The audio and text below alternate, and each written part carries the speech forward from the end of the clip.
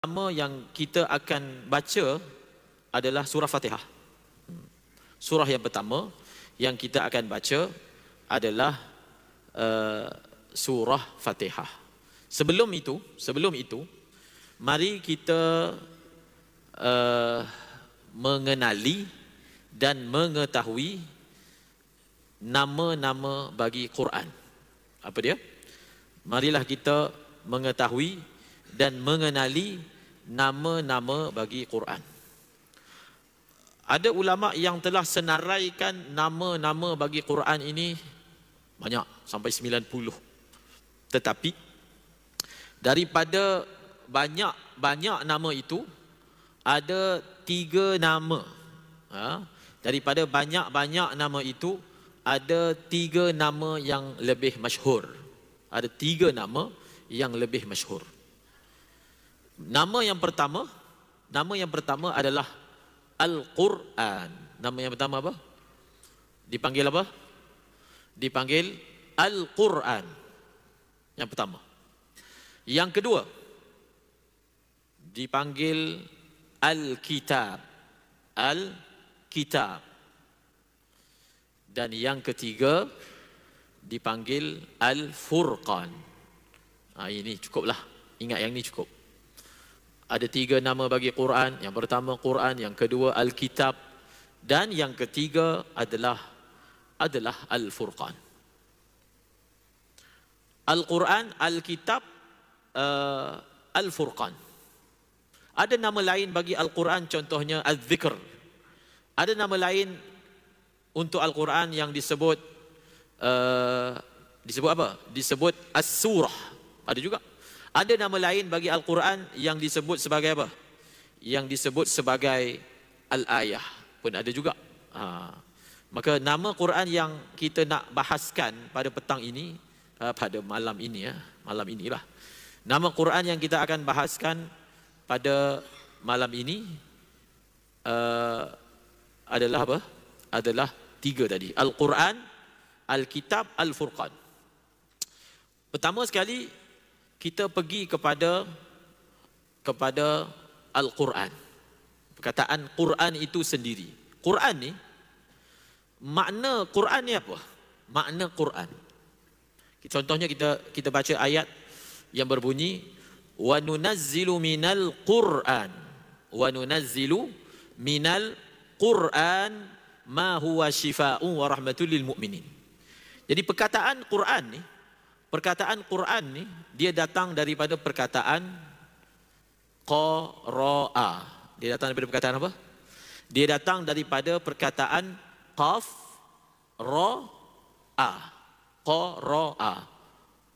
Kita panggil qara'a ni maknanya apa? Apa dia? Makna qara'a ni apa? Baca kan? Baca, iqra. Semua orang tahu. Iqra, bacalah olehmu.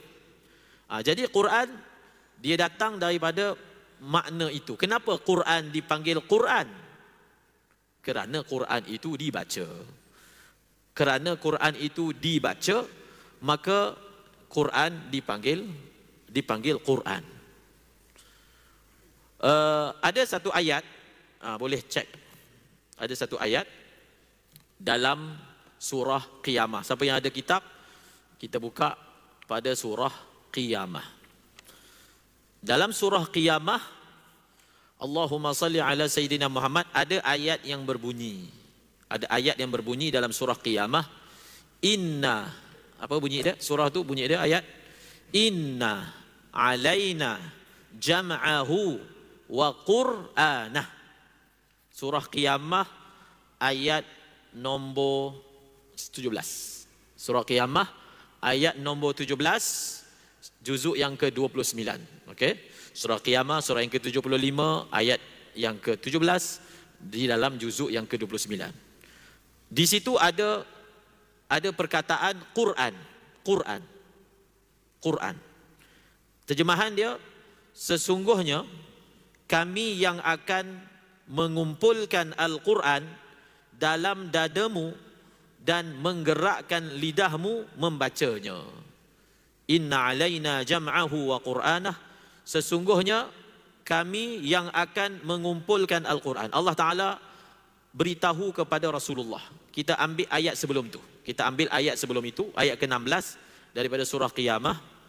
La tuharrik bihi lisanaka lita'jala bih. Inna alaina jam'ahu wa qur'anah. Fa idza qara'nahu fattabi' qur'anah. Thumma inna alaina bayanah. 4 ayat. Tengok ayat yang ke-16, ayat yang ke-17, ayat yang ke-18 dan ayat yang ke-19. Okey, surah Qiyamah. Ayat ni, surah cerita tentang hari kiamat. Nama pun surah Kiamat. Di tengah-tengah surah tu ada 4 ayat yang Allah mewahyukan kepada Rasulullah tentang apa? Tentang proses penurunan wahyu. Proses penurunan wahyu. Wahyu ni diturunkan dengan beberapa kaedah. Macam contohnya ditanya, wahyu ni yang datang kepada Nabi ni, apa cara dia datang kepada Nabi? Biasanya yang kita tahu, Malaikat Jibril lah. Malaikat Jibril menyampaikan wahyu, semua orang tahu. Tetapi sebenarnya ada lagi kaedah-kaedah yang lain yang dia bukan datang dalam bentuk Malaikat Jibril datang baca. Nanti kita akan baca ayat dia. So, dalam ayat ni 4 ayat daripada 16, 17, 18, 19 ayat daripada surah Qiyamah, Allah Ta'ala berkata kepada Rasulullah. Apa dia? La tuharrik bihi lisanaka lita'jala bih. Janganlah kamu, wahai Muhammad, kerana hendak cepat menghafaz Al-Quran yang diturunkan kepadamu, menggerakkan lidahmu membacanya sebelum selesai dibacakan kepadamu. Jadi ayat ni menyentuh salah satu daripada cara turunnya wahyu. Apa dia? Salah satu daripada cara turunnya wahyu, Jibril akan datang dan dia akan baca ayat-ayat yang akan diwahyukan. Dia akan baca. Jadi dalam peristiwa ni, bila Jibril baca, Nabi ikut baca. Faham? Nabi ikut baca, Jibril tak habis lagi baca, Nabi dah ikut baca. Maknanya mengiringi, bacaan itu mengiringi. Lalu Allah Ta'ala sebut dalam Al-Quran, wahai Muhammad, janganlah engkau menggerakkan lidahmu. Janganlah apa? Engkau menggerakkan lidahmu. Janganlah kamu, wahai Muhammad, kerana hendak cepat menghafaz Al-Quran yang diturunkan kepadamu, menggerakkan lidahmu. Maksudnya, kalau nak, kamu tunggu dulu. Tunggu dulu sehingga Jibril selesai baca, kemudian kamu baca. Jangan semasa Jibril baca, kamu baca. La tuharrik. Ayat dia, la tuharrik bihi lisanaka. Jangan kamu gerakkan lidahmu. Maksudnya jangan baca ketika Jibril baca. Kenapa kamu gerakkan lidahmu? Kerana takut terlupa. Takut apa? Takut terlupa. Maksudnya besarlah. Tetapi Allah Ta'ala telah sebut kepada Nabi, dengar je. Dengar apa yang Jibril baca. Okey? Dengar apa yang Jibril baca. Tak perlu gopoh untuk kamu ikut baca. Okey. Sebab apa? Sebab apa? Ini kita belajar salah satu daripada cara turunnya wahyu. Sebab apa? Ayat nombor 17. Sesungguhnya kami yang akan mengumpulkan Al-Quran di dalam dadamu dan menggerakkan lidahmu membacanya. Maksudnya, kamu jangan khawatir. Kamu jangan takut terlupa. Kerana kami yang akan bagi kamu ingat. Jangan takut. Kalau bahasa kita lah. Jangan takut, jangan khawatir. Kamu tak lupa punya. Sebab yang akan simpan Quran dalam dada kamu adalah kami. Kami akan simpan. Jadi kamu dengar aja. Kamu dengar sahaja. Habis sahaja Jibril baca, terus Nabi ingat. Ini memanglah mukjizat daripada Allah Ta'ala. Habis sahaja Jibril baca, terus Nabi ingat. Sebab Allah sendiri janji yang Allah akan kumpulkan Al-Quran itu di dalam dada Nabi. Sebab itu tafsiran dia, kalau kita tengok dalam jalan lain, dia akan sebut, inna alaina jam'ahu fi sadrika wa qur'anahu ala lisanika.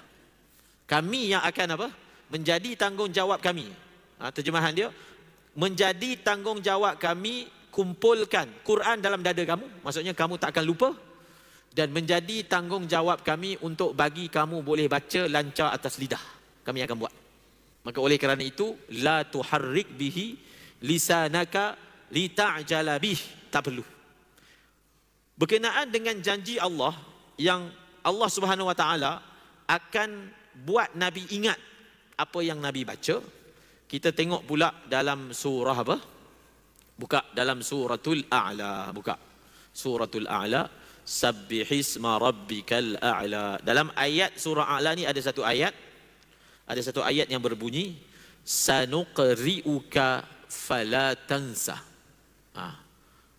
Sanuqri'uka fala tansa. Ada kaitan tu. Ayat nombor 6. Ayat nombor 6 surah Sabbihisma rabbikal a'la. Sanuqri'uka fala tansa. Kami sentiasa menjadikan kamu wahai Muhammad dapat membaca Al-Quran yang diturunkan kepadamu dengan perantaraan Jibril sehingga kamu menghafaznya dan tidak lupa. Ayat ini dia lebih jelas. Kami yang akan buat kamu boleh baca. Kami yang akan buat kamu boleh ingat dan kamu tak akan lupa. Ayat ini ayat yang diajar oleh para guru kalau kita nak kuatkan ingatan. Baca ke anak-anak ke, baca 7 kali ke, kat ubun-ubun dia baca apa? Sanuqri'uka fala tansa. Sanuqri'uka fala tansa. Sanuqri'uka fala tansa. Terjemahan dia, kami sentiasa menjadikan kamu wahai Muhammad dapat baca Quran yang diturunkan kepadamu dengan perantaraan Jibril sehingga kamu menghafaznya dan tak lupa. Jadi bila baca ayat ni, kita pun dapat khasiat daripada ayat ni, dia tak lupa insya-Allah. Jadi untuk yang hafiz Quran ni, yang payah nak hafal ni dibacalah. Sanuqri'uka fala tansa. Allah yang akan bagi kita ingat. Allah yang bagi ingat. Faham? Jadi kita mohon dengan Allah supaya dia dua. Satu, kita doa lancar. Dia doa belajar ni kita kena doa 2 benda. Pertama, dada kita lapang dan lidah kita lancar. Kena doa 2. Kadang-kadang ada orang, dia punya dada dia lapang. Maksudnya dia faham. Tapi dia tak boleh terang. Dia tak boleh cakap. Dia tak boleh nak sebut. Ada orang lidah lancar tapi benda yang disebut merapu. Tak nak juga. Kan? Lidah petah. Tapi yang disebut tak betul pun. So 2 perkara. Benda yang penting dalam belajar apa? Dada lapang. Otak lapang. Yang kedua apa? Yang kedua lidah lancar. Dan itulah doanya Nabi apa? Nabi apa? Ni semua tahu doa ni. Doa Nabi apa? Doa Nabi Musa. Doa Nabi Musa. Doa Nabi Musa. Doa Nabi Musa berbunyi, Rabbi syrahli sadri wa yassirli amri wahlul 'uqdatam min lisani yafqahu qawli. Surah apa? Hafiz? Wahai hufaz. Mana hufaz? Tolong bagi tahu. Surah apa? Surah? Ini ayat ni masyhur. Kalau tak tahu kat mana ni, beratlah. Yang hafiz lah. Yang tak hafiz tu niat jadi hafiz. Boleh tak? Yang lain, orang awam kan, memanglah dia tengok anak-anak tahfiz. Tapi kita kena ada niat hafal Quran. Niat je. Tak salah kan? Niat hafal sikit-sikit. Kita niat nak hafal Quran.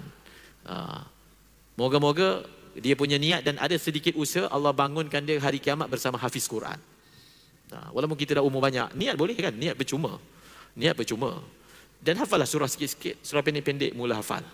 Sebab Nabi sebut orang yang dalam dada dia tak ada Quran, tak ada hafal.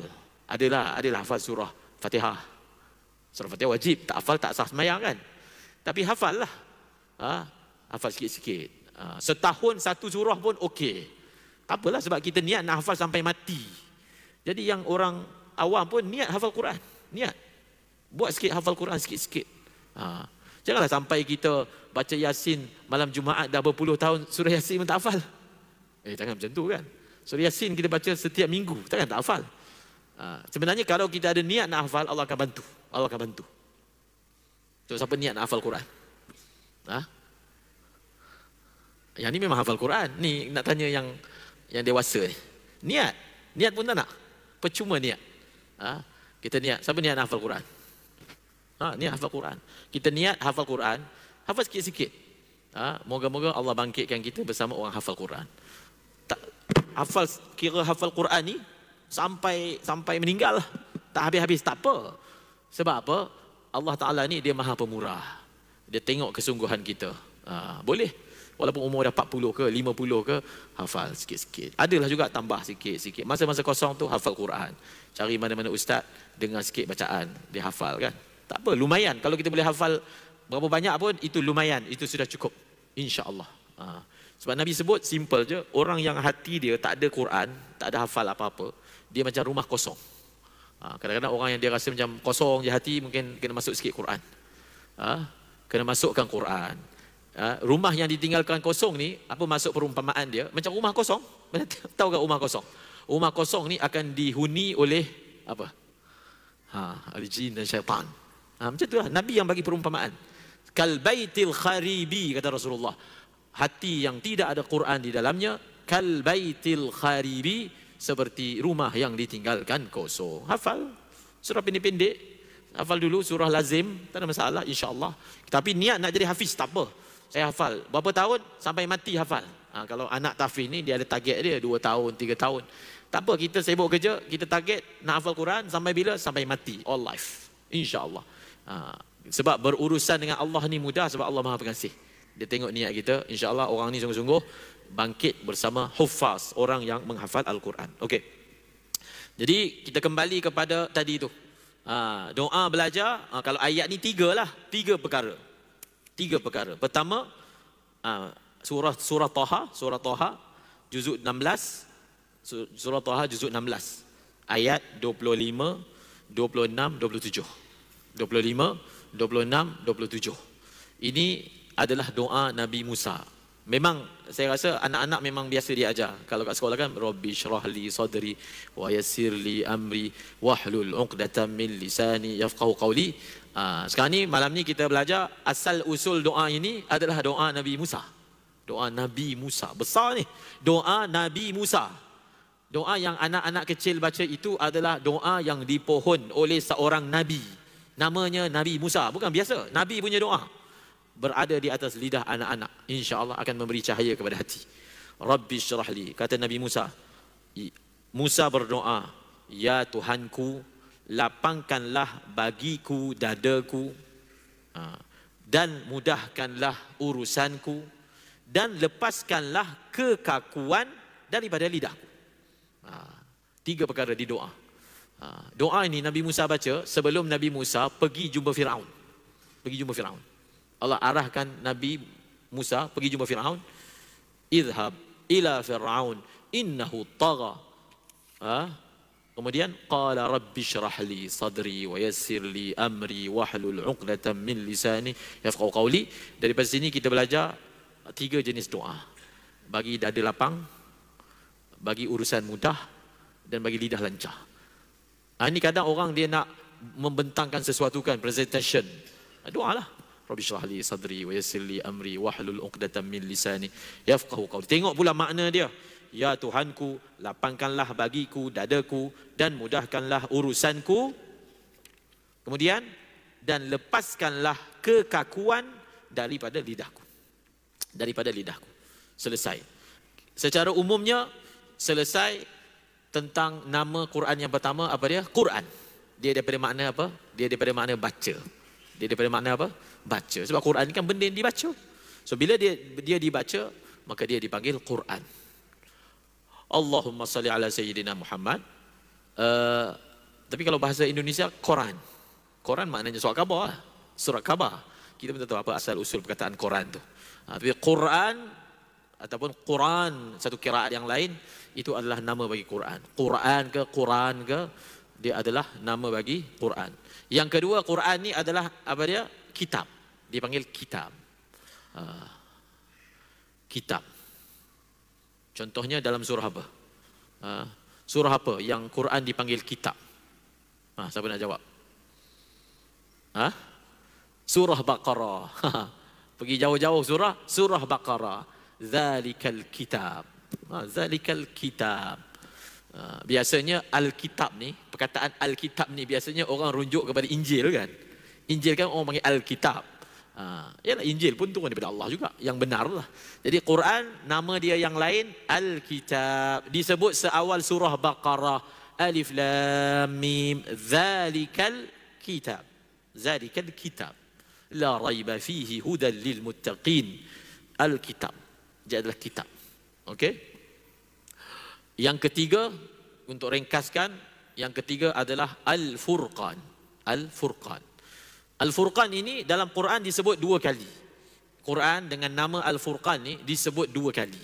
Pertama dalam satu surah. Surah ni nama dia surah Furqan. Dalam Quran selepas surah Mukminun juzuk 18 ada satu surah namanya surah Al-Furqan. Bukan selepas Mukminun, lepas Syuara. Lepas Syuara ke lepas Mukminun?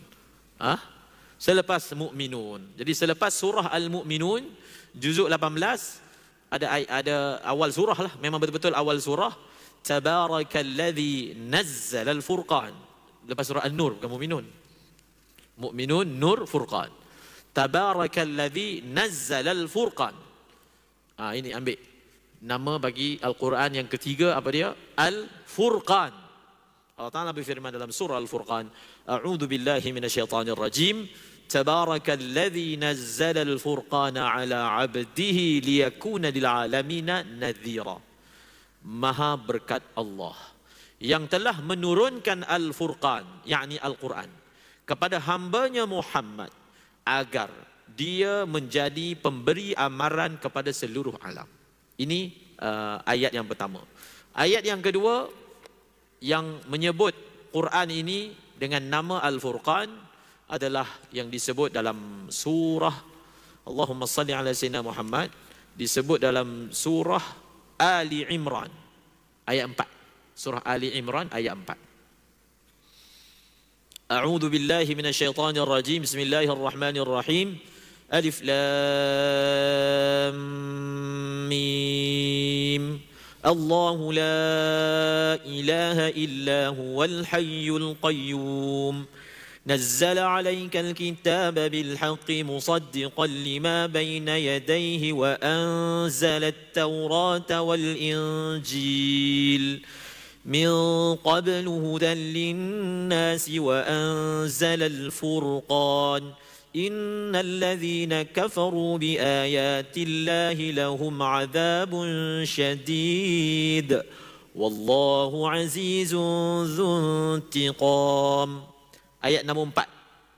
Saya baca pada awal. Alif lam mim. Allah, tiada Tuhan yang berhak disembah melainkan Dia, yang tetap hidup, yang kekal selama-lamanya, mentadbir sekalian makhluknya. Dia, iaitu Allah, menurunkan kepadamu, wahai Muhammad, kitab suci Al-Quran yang mengandungi kebenaran, yang mengesahkan isi kitab-kitab suci yang diturunkan sebelumnya. Dan Dia juga yang menurunkan kitab Taurat dan Injil sebelum Al-Quran diturunkan untuk menjadi petunjuk bagi umat manusia. Dan Dia jugalah yang menurunkan Al-Furqan, Quran, yang membezakan antara yang benar dan yang salah. Jadi Al-Furqan ni terjemahan dia apa? Al-Furqan ni terjemahan dia pembeza antara hak dan batil. Pembeza antara hak dan batil. Jadi oleh kerana Quran ni dia bezakan antara hak dan batil, maka Quran digelar sebagai Al-Furqan. Digelar sebagai Al-Furqan. Allahumma salli ala sayyidina Muhammad. Selesai. Tajuk yang pertama untuk lepas maghrib ni, iaitu nama-nama bagi Al-Quran. Kemudian saya nak sebut yang kedua. Kita tak masuk lagi surah Fatihah, tapi nak faham dulu macam mana Quran itu turun. Macam mana Quran itu turun. Dalam Al-Quran, kalau kita perhatikan, ada dua lafaz. Ada dua lafaz. Lafaz yang pertama dipanggil anzalna. Anzalna. Yang kedua nazzal, ataupun ringkasnya inzal, tanzil. Kalau kita baca Quran, kita akan tengok ada setengah ayat Allah Ta'ala, dia terjemahan dua-dua ni, dia punya terjemahan dia tu menurunkan. menurunkan. Terjemahan dia. Tapi ada sesetengah surah menggunakan perkataan anzala. Anzala. Setengah Quran guna perkataan nazzala. Anzala, nazzala. Dua-dua terjemahan dia turun. Dua-dua terjemahan dia apa? Menurunkan. Bukan turun, menurunkan. Okey? Menurunkan.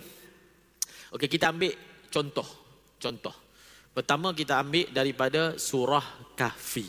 Surah apa? Kahfi. Okey, surah Kahfi, kita buka ayat yang pertama. Ayat yang pertama, setiap minggu orang baca surah Kahfi kan? Jadi kita baca surah Kahfi setiap minggu, kita tengok ayat yang pertama. Alhamdulillahilladzi anzala. Tu anzala. Alhamdulillahilladzi anzala ala 'abdihil kitab wa lam yaj'al lahu 'iwaja. Segala puji tertentu bagi Allah yang telah menurunkan kepada hamba-Nya Muhammad kitab. Ini Alkitab juga, Al-Quran. So dalam ayat ini menurunkan, tapi guna perkataan apa? Anzalah. Kalau siapa belajar ilmu soraf, dia panggil bab if'al. Dia datang dengan bab if'al. Kemudian dalam ayat yang lain banyaklah. Antaranya surah Fussilat. Buka surah Fussilat pula. Jadi saya saja je kita buka sini supaya kita biasa dengan Quran. Quran kan memang kena baca, belek. Buka sana, buka sini. Quran, nak berkenalan dengan Quran, nak bermesra dengan Quran, nak biasakan diri dengan Quran. Apa lagi? Jadi surah Fussilat ni juzuk 24. Kalau dalam surah yang ke-41. Surah yang ke-41 juzuk ke-24. Surah Fussilat. Jadi dalam surah Fussilat disebut A'udzu billahi minasyaitonir rajim. Bismillahirrahmanirrahim. Hamim. Tanzilun minar rahmanir rahim. Kitabun fussilat ayatuhu Qur'anan Arabiyyan liqaumin ya'lamun. Digunakan perkataan apa? Tanzil. Tanzil. Tadi siapa? Yang tadi guna perkataan anzala, yakni tanzil. Ataupun nak jelas lagi, surah Al-Furqan tadi. Surah Al-Furqan tadi, lafaz dia Tabarakalladzi nazzala al-furqan. Nazzala. Nazzala. Terjemahan bahasa Melayu sama je, menurunkan. Menurunkan. Jadi kalau ditanya soalan, apa beza anzala menurunkan, nazzala pun menurunkan, apa beza dia? Beza dia, anzala ni menurunkan sekaligus, sedebuk. Okey, apa dia? Anzala ni apa? Menurunkan sekaligus. Maksudnya kalau 30 juzuk tu turun sekali. Itu dia panggil anzala. Kalau nazzala, turun sedikit demi sedikit. Okey? Anzala ni turun sekaligus. Nazzala turun sedikit demi sedikit. Memberi isyarat bahawasanya Quran ni dia ada dua fasa turun. Dia ada dua fasa turun. Fasa turun yang pertama, dia turun sekaligus, daf'atan wahidatan. Dia turun sekaligus. Ada satu lagi, dia turun sedikit demi sedikit. Dalam bahasa Arab kita panggil munajjaman. Jadi bila tu pula? Bila Quran turun sekaligus, dan bila pula Quran turun sedikit demi sedikit? Quran turun demi sedikit demi sedikit. Maka ada satu ayat dalam surah surah apa? Surah juzuk 19, surah apa? Surah Furqan lah. Kepala juzuk 19, surah apa? Furqan. Dia orang yang hafiz Quran, dia kena main macam tu, faham? Baru kita ingat. Surah Furqan. Jadi tengok pada surah Furqan. Kalau ditanya soalan lah, kenapa Quran tidak diturunkan kepada Rasulullah sekaligus? Maksudnya tak hari pertama Nabi dilantik menjadi Nabi terus turun 30 juzuk. Tak turun macam tu kan? Semua tahu kan? Quran bukan turun macam tu. Selama 23 tahun di Mekah dan di Madinah, maka Quran diturunkan. Azan. So kita akan jawab soalan ni selepas azan. diturunkan secara sedikit demi sedikit. Maka kalau ditanya, mengapa Quran diturunkan sedikit demi sedikit? Dalam masa 23 tahun di Mekah dan di Madinah, ada ayat Makkiyah, ada ayat Madaniyah. Ayat yang turun kat Mekah dipanggil apa? Makkiyah. Ayat yang turun kat Madinah dipanggil apa? Madaniyah. Kenapa? Apa hikmah dia? Kenapa tu maknanya nak tanya hikmah dia. Allah sendiri jawab dalam Al-Quran. Buka surah Furqan. Buka surah Furqan ayat yang ke-32. Surah Furqan ayat 32. Tajuk dia mengapa Al-Quran diturunkan sedikit demi sedikit. Jadi kita tulislah. Saya sebut ayat tu tulis. Oh, tentang ayat ini, tentang ini, ataupun tentang ini di ayat ini. Boleh. Bulan depan kita belajar ada kitab. Sebab daurah ni daurah berkitab, bukan ceramah. Ini pengajian. Pengajian kena ada kitab. Okey? Supaya kita ada benda nak tulis sikit. Bukan boleh hafal pun. Ke boleh hafal? Macam Imam Syafi'i. Boleh hafal ke? Tak boleh kan? So kalau tak boleh hafal, kita tulis. Ini bukan ceramah. Ini pengajian. Okey? Surah Furqan ayat yang ke-32, Allah Ta'ala berfirman, وَقَالَ الَّذِينَ كَفَرُوا لَوْلَا نُزِّلَ عَلَيْهِ الْقُرْآنُ جُمْلَةً وَاحِدَةً كَذَلِكَ لِنُثَبِّتَ بِهِ فُؤَادَكَ وَرَتَّلْنَاهُ تَرْتِيلًا. Itu jawapan dia. Jawapan dia surah Furqan ayat yang ke-32. وقال الذين كفروا لولا نزل عليه القرآن جملة واحدة كذلك لنثبت به فؤادك ورتلناه ترتيلا. Dan orang kafir berkata, mengapakah Al-Quran itu tidak diturunkan kepadanya sekaligus?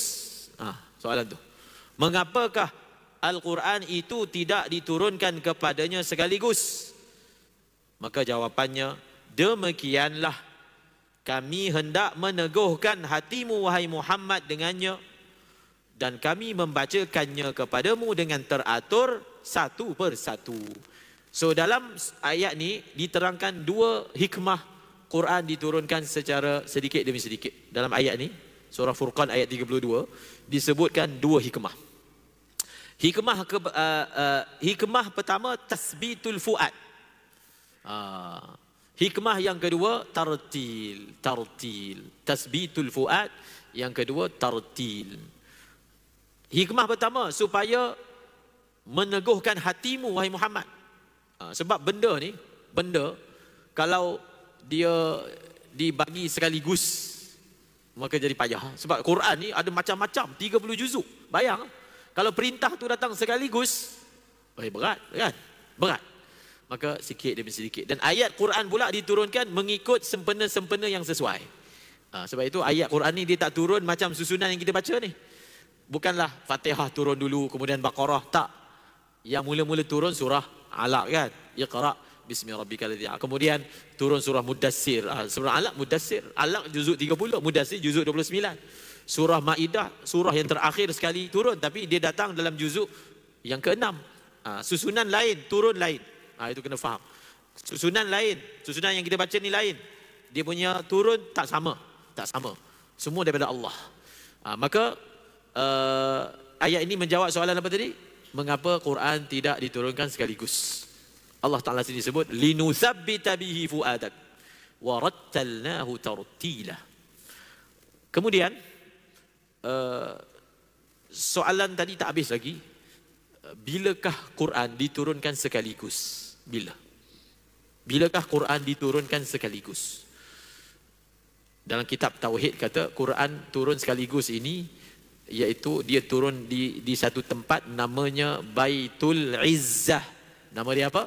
Baitul Izzah. Satu tempat namanya Baitul Izzah. Daripada Baitul Izzah diturunkan sedikit demi sedikit kepada baginda Rasulullah sallallahu alaihi wasallam selama 23 tahun. Okey. Kemudian tadi kita belajar siang tadi sebelum maghrib kita belajar tajuk dia topik Al-Quran. Ada 4, dah padam dah. Kemudian lepas maghrib kita belajar nama-nama Al-Quran, ada 3. Okey, Quran, Furqan dan Kitab. Dan yang ketiga tentang penurunan Al-Quran itu ada yang bersifat inzal dan ada yang bersifat apa? Tanzil. Tanzil. Kemudian buka surah Furqan ayat yang ke 190 apa? 193. Surah Furqan, surah Syu'ara. Surah Syu'ara 93.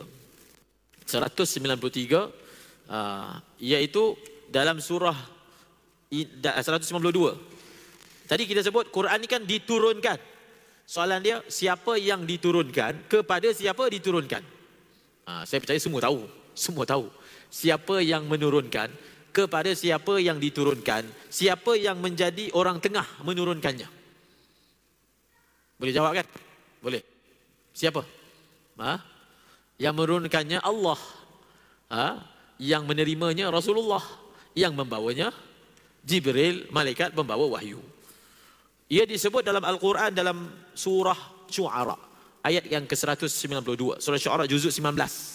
Juzuk 19. Ayat yang ke-192, ayat yang ke-193, ayat yang ke-194. Kalau nak tambah lagi 95, 96. Ini adalah khulasahnya. Ayat ini kita selalu sebut untuk mengetahui, untuk kita nak masukkan dalam hati kita kebesaran Quran. Kita selalu orang yang mana dia obses dengan ilmu kan, akademik, dia orang akademik. Dia obses dengan ilmu. Ini petikan kata-kata cendekiawan fulan, ini petikan kata-kata cendekiawan fulan, ini dari jurnal. Ada orang obses kan. Ada orang dia bukan jenis orang belajar, dia menega je. Ada orang akademik dia teruja dengan jurnal, teruja dengan sumber, teruja dengan empirical, macam-macam lah. Sekarang ni kita perlu faham, apa pun jurnal, apa pun kata-kata, tidak ada yang boleh mengatasi Al-Quran. Tak ada. Itu kena diimani oleh orang Islam. Yang paling tinggi adalah Al-Quran. Sebab apa? Senang, dia kan daripada Allah. Pencipta langit dan bumi, pencipta semua orang pandai ni, Allah yang cipta dia. Maka Quran sebut dalam surah Syu'ara ayat 92, 192, A'udzu billahi minasyaitonir rajim. Wa innahu latanzilu rabbil alamin. Nazala bihir ruhul amin. Ala qalbika litakuna minal mundirin. Bilisanin arabiyyin mubin. Wa innahu lafi zuburil awwalin. Dan sesungguhnya Al-Quran ini, Al-Quran ini, wahai yang baca Quran, masukkan dalam hati kebesaran Quran. Masukkan dalam hati kebesaran Quran. Tidak ada pelajaran yang lebih tinggi daripada belajar Quran. Tidak ada orang yang lebih tinggi daripada orang yang belajar Quran. Tidak ada orang yang lebih baik daripada orang yang mengajar Quran. Nabi SAW bersabda daripada Sayyidina Uthman radhiyallahu anhu, qala Rasulullah sallallahu alaihi wasallam, khairukum man ta'allama al-Qur'ana wa 'allamahu. Sebaik-baik kamu adalah orang yang belajar Quran dan mengajarkannya. Belajar Al-Quran dan mengajarkannya. Sebab apa? Sebab apa Quran itu hebat? Sebab, nak tahu sebab dia? 192. Dan sesungguhnya Al-Quran ini, yang mana antara isinya terdapat kisah-kisah itu adalah diturunkan oleh Tuhan semesta alam. Sumber. Kan kita menilai tentang ilmu kan kita bercakap tentang sumber. Ini sumber autentik ke, autoriti ke. Sumber dia daripada pencipta langit dan bumi, yang maha mengetahui lagi maha bijaksana, yang boleh melakukan apa yang dia kehendaki.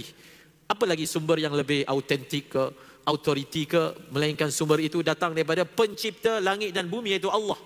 Quran ini datang daripada Allah, pencipta langit dan bumi. Quran sebut, dan sesungguhnya Al-Quran adalah diturunkan oleh Tuhan seluruh alam. Yang jaga alam, yang tadbir alam, yang cipta alam, yang menjaga operasi alam, yang kendalikan alam sehingga setiap zarah adalah Allah. Allah itulah yang turunkan Quran. Allah itu yang turunkan Quran. Sebab itu diberi nasihat, tak sepatutnya orang yang Allah bagi Quran kepada dia, dia rasa ada benda yang lebih baik daripada Quran. Tak sepatutnya. Orang yang Allah bagi dia hafal Quran, tapi dia rasa orang yang lain tu lebih beruntung daripada dia. Tak boleh.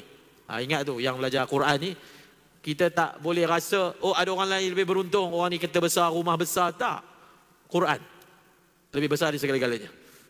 Itu kena masukkan dalam hati. Sebab apa? Sebab dia diturunkan oleh Tuhan semesta alam. Yang kedua, Kemudian yang dibawa turun oleh malaikat Jibril yang amanah.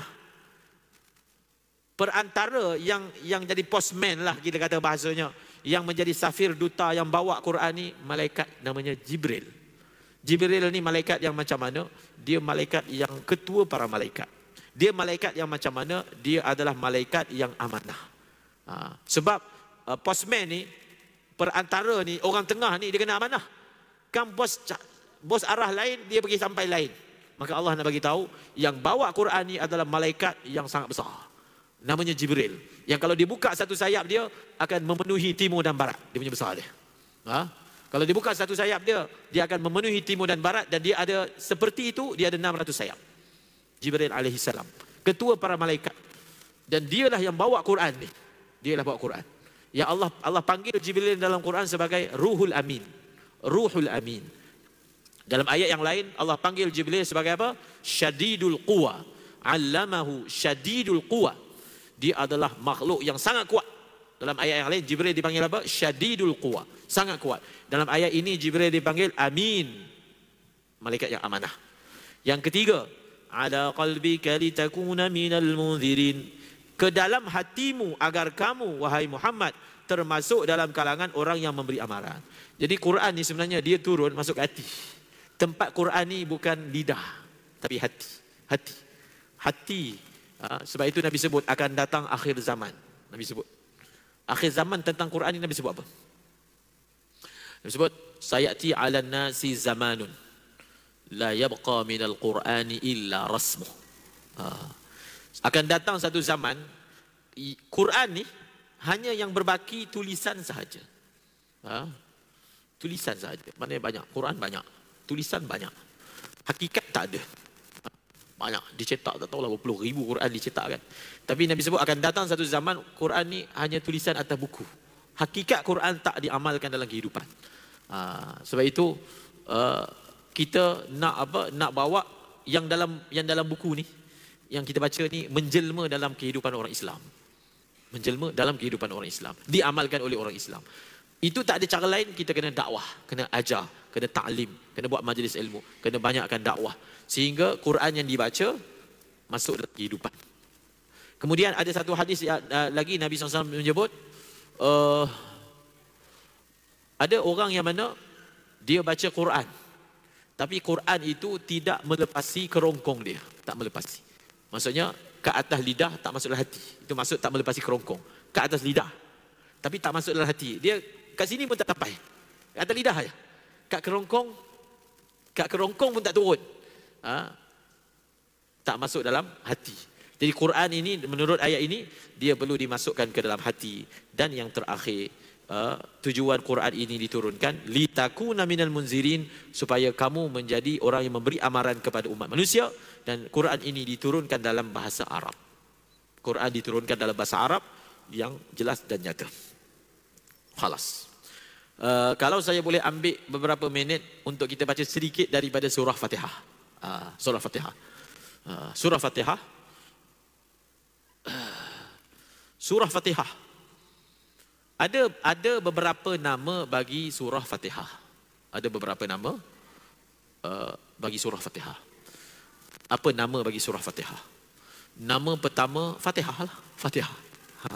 Fatihah. Nama yang lain bagi surah Fatihah apa? Asy-Syifa. Nama yang lain bagi surah Fatihah apa? Ummul Kitab. Nama yang lain bagi surah Fatihah apa? As-Sab'ul Mathani. As-Sab'u Al-Masani. Dan lain-lain. Dan lain-lain. Ini yang masyhur. Jadi kita belajar tentang nama-nama bagi surah Fatihah. Apa dia? Yang masyhur kita panggil apa? Al-Fatihah. Nama dia surah Fatihah. Nama yang lain bagi surah Fatihah Ummul Kitab. Nama yang lain bagi surah Fatihah Syifa. Nama yang lain bagi surah Fatihah As-Sab'ul Mazani. Ada nama yang lain bagi surah Fatihah Alhamdu. Alhamdu. Cukup nama-nama yang saya sebutkan dan kita cuba faham kenapa Fatihah ni dipanggil Fatihah. Itu dulu. Fatihah ni terjemahan dia pembuka. Apa terjemahan dia? Pembuka. Fatihatul Kitab, Nabi kata Fatihatul Kitab, pembuka Quran. Sebab apa Fatihah dipanggil Fatihah? Sebab dia adalah surah pembuka bagi Quran. Sebab itu dia panggil Fatihah. Ini faham kan? Pembuka surah pertama bagi Fatihah. Kenapa Fatihah dipanggil syifa? Syifa ni terjemahan dia penyembuh, kesembuhan. Kerana Nabi SAW pernah bersabda, Fatihatul kitab syifa'un min kulli da' illa sam. Surah Fatihah adalah ubat bagi segala penyakit kecuali mati. Sebab itu dia juga dipanggil apa? Syifa ataupun asyafiyah. Dipanggil apa? Asyafiyah, penyembuh. Dipanggil apa? Asyafiyah, penyembuh. Kenapa surah Fatihah dipanggil Ummul Kitab? Ummul Kitab ni terjemahan dia ibu. Ibu, kitab, ibu kepada Quran. Ummu Kitab. Kitab tu Quran. Quran, surah Fatihah adalah ibu kepada Quran. Ada seorang ulama mengatakan begini. Semua yang ada dalam kitab-kitab sebelum ni, dalam Zabur, dalam Taurat, dalam Injil, ada dalam Quran. Semua yang ada dalam Taurat ada dalam Quran. Semua yang ada dalam Injil ada dalam Quran. Semua yang ada dalam Zabur ada dalam Quran. Semua yang ada dalam suhuf Nabi Ibrahim dan Nabi Musa, suhufi Ibrahim dan Musa, surah Al-A'la, ada dalam Quran. Dan kemudian semua yang ada dalam Quran ada dalam surah Fatihah. Lepas tu kita kata ada surah Fatihah ada 7 ayat. Quran ada 6,000 ayat. Macam mana 6,000 ada dalam 7? Itu kita kata, kan? Sebab kita tak nampak. Sayyidina Ali kata dia boleh tafsirkan surah Fatihah. Dia punya tafsir tu dia boleh tulis kat buku dan kertas, yang mana dia punya banyak buku tu boleh dimuatkan di atas belakang unta. Dia punya banyak buku, tak tahulah berapa puluh jilid. Allah bagi ilmu pada dia, Sayyidina Ali, dia boleh tulis dan syarahkan surah Fatihah. Dia punya banyaknya syarahan itu, banyak kitab berjilid-jilid sehingga penuh muatan unta. Muatan unta. Jadi semua yang ada dalam Quran ada dalam surah Fatihah. Ada ulama tambah lagi, semua yang ada dalam surah Fatihah ada dalam Bismillah. Semua yang ada dalam Bismillah ada dalam titik Bismillah. Itu tak apalah, itu kita hold dulu. Ambil yang ni dulu, faham yang ni dulu. Maknanya begitu. Begitu. Maka sebab itu Quran dipanggil Ummu Kitab. Ummu itu ibu. Dia ibu kepada Quran. Fatihah itu ibu kepada Quran. Kemudian, kenapa Quran dipanggil Asyafiyah? Asyafiyah. Bukan Asyafiyah. Kenapa Quran dipanggil As-Sab'ul Mathani? As-Sab'ul Mathani. Sab' terjemahan dia 7. Masani terjemahan dia berulang-ulang. Sab' terjemahan dia 7. Masani terjemahan dia berulang-ulang. Maksudnya nama Quran ni 7 yang berulang-ulang. 7 dan Quran ada As-Sab'ul Mathani itu kan. Kenapa Quran dipanggil kenapa surah Fatihah dipanggil 7 yang berulang-ulang? Dia dipanggil 7 yang berulang-ulang. Pertama kerana Fatihah ada 7 ayat. Okey? Dan kenapa dipanggil berulang-ulang? Kerana dia adalah surah yang paling banyak orang baca. Berulang kali. Dia adalah surah yang memang dibaca berulang-ulang. Contoh paling senang dalam semayang. Ada tak surah yang macam surah Fatihah? Cuba. Yang begitu banyak orang baca. Macam baca surah Fatihah. Tak ada. Tak ada. Dalam semayang paling kurang kita baca 17 kali. 17 kali. Kalau dia semain sunat, tak tahu dia baca banyak mana. Maka sebab itu surah Fatihah dipanggil 7 ayat yang berulang-ulang. Kerana apa? Dia adalah ayat yang mana dibaca banyak kali. Ulang. Sebab itu orang tanya, apa ni? Bila ada orang meninggal, Al-Fatihah. Al-Fatihah. Surah Fatihah. Kita cakap lah. Kalau, kalau tak baca Fatihah, nak baca apa? Surah Baqarah. Ada orang meninggal ni.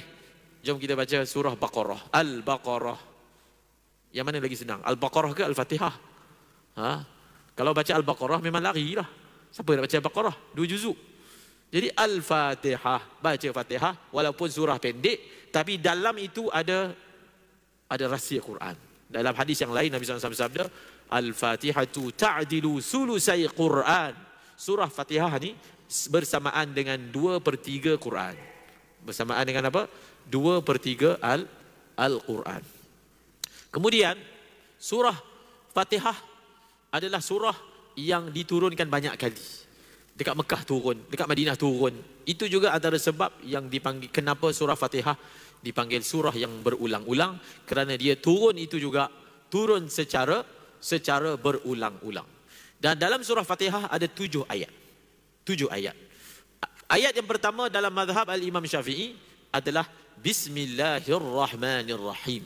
Dalam mazhab Hanafi, Bismillahirrahmanirrahim bukanlah ayat daripada surah Fatihah. Faham? Maksudnya kalau dalam mazhab Hanafi, kita baca Fatihah, tak baca Bismillah, sah. Sah. Oh, maknanya kalau macam tu dalam mazhab Hanafi, Fatihah ni 6 ayat je lah. Tolak Bismillah jadi 6, tak, 7 juga. 7 juga. 7 juga. Macam mana? Dia kira macam ni. Kalau kita punya kiraan, Bismillahirrahmanirrahim, 1. Alhamdulillahirrabbilalamin, 2. Ar-Rahmanirrahim, 3. Maliki yaumiddin, 4. Iyyaka na'budu wa iyyaka nasta'in, 5. Ihdinas siratal mustaqim, 6. Siratal ladzina an'amta 'alaihim ghairil maghdubi 'alaihim waladdallin, 7. Dalam mazhab Hanafi, ihdinas siratal mustaqim, 5 sebab tolak bismillah. Siratal ladzina an'amta 'alaihim, 6. Ghairil maghdubi 'alaihim, 7. Jadi 7 juga, tapi dia punya bilang tu tak sama. Faham tak? 7 juga, tapi dia punya bilang dia itu tidak sama. Dan surah Fatihah ini dimulakan dengan satu ayat yang berbunyi Bismillahirrahmanirrahim. Dalam Quran baca surah apa? Surah Semut. Baca surah Semut. Dalam surah Semut ada disebut tentang Nabi Sulaiman hantar surat kepada siapa? Kepada siapa Nabi Sulaiman hantar? Kepada Balqis. Dia sebutan bahasa Arab dia, Balqis ni Bilqis. Kalau sebutan Arab dia lah. Kita sebut Balqis kan. Tapi Arab sebut Bilqis. Bilqis, qaf. Jadi tengok, ni yang last.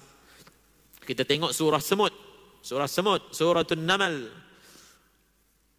Allahumma salli ala Sayyidina Muhammad. Tengok surah Semut.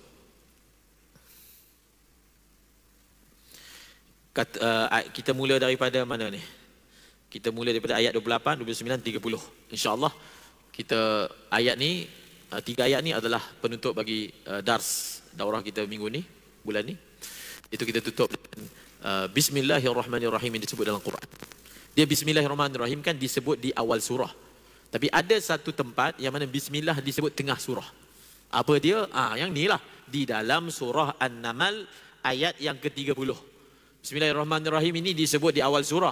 Kecuali ada disebut di tengah surah, iaitu di dalam surah An-Namal, surah Semut, juzuk 19, ayat yang ke-30. Dalam Quran ni ada berapa surah?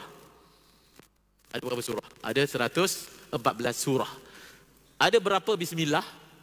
Ada 113 bismillah. 13. Sebab apa?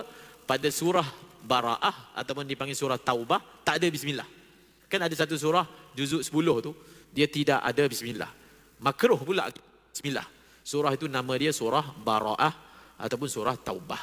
Sebagian ulama sebut bismillah yang dalam Bara'ah tu di cover dalam surah Namal. Jadi jumlahnya 114 juga. Jadi kita tutup dengan membaca daripada surah ini. A'udzubillahi minasyaitonirrajim. Nabi Sulaiman berkata kepada burung hudhud. Kita suka dengar nyanyi lagu hudhud tu. Nabi M. Nasir tanya sama hudhud.